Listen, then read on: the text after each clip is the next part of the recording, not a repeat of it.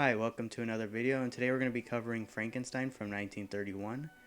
This is one of my favorite horror films. I saw it back when I was in the 5th grade, and I just, ever since then, thought it was one of the most, it had some scary moments, but it also had very emotional, sympathetic moments, especially with the monster.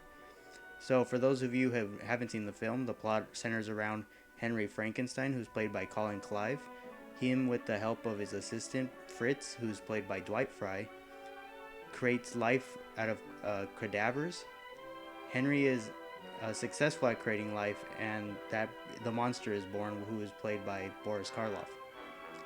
The other additional cast members include Mae Clark as Elizabeth, Henry's fiance, Edward Van Sloan as Dr. Waldman, who is Henry's mentor, and John Bowles as Victor Moritz, who plays Henry's friend, who is also has a kind of a love interest kind of thing with Henry's fiance. Some background on it: directed by James Whale. The film was almost set to star Bela Lugosi. However, Lugosi turned down the role due to uh, there's going to be too much makeup kind of put on him, and he thought that that was really going to hinder his performance, and there wasn't really any lines behind it. The film was also released at the height of the Great Depression and helped the studio stay afloat. The film opened in New York on December 4th of 1931 and grossed $53,000 in 1 week. Given that the film was released post the production code of Hollywood, a lot of the movie was censored. The scene with the little girl Maria being thrown into the lake by the monster was cut out of the film by the Pennsylvania and New York censorship boards. The line during when Frankenstein realizes that his creation has come to life, when he says, "I now know what it feels like to be God," was also removed from the film, being that most people saw it as pretty blasphemous at the time. The monster makeup was another thing that some people found very disturbing. The iconic design was created by Jack Pierce. Karloff removed left side of his bridge for the makeup, and he sucked in his cheek to make himself look a little bit more cadaverous. This film covers a lot of themes, one of them being the horrors of war. James Whale, a war veteran of World War I, he very much brought a lot of those visuals to the film, the lab equipment, the experiments like on the table, stuff like that, kind of paralleled the medical procedures of the time. A lot of men were being treated for pretty nasty wounds and disfigurements. So the theme of having to like put this body back together again was kind of something that was in the mindset of a lot of men post World War One.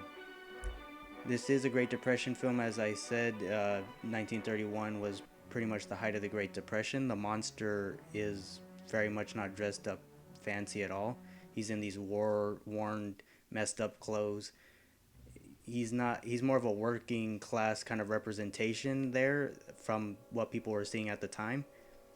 Itself kind of the monster itself kind of represents like what people maybe thought of the depression. Like the depression is kind of materialized as this monster. A big theme also in this is sex. Speaking of the like with the creation of life, many people see this tale as a kind of like allegory for creating life without sex. James Whale was openly gay during his Hollywood career, and for a lot of people at the time, unfortunately, they had this mindset where they thought that those parallels of creating life unnaturally was very similar to their thoughts of accepting gay culture. Overall, I think James Whale made an excellent film here.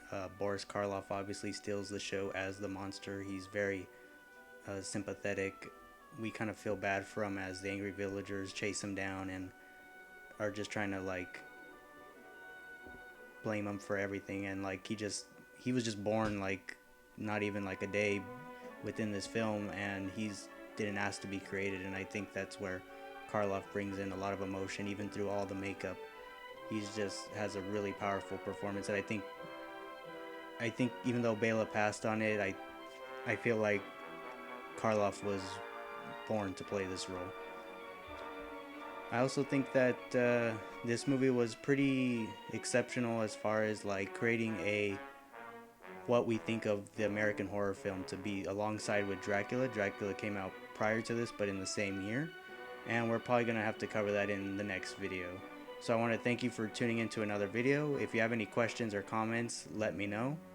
Be sure to like this video and subscribe if you would like to see more videos like this. See you in the next video.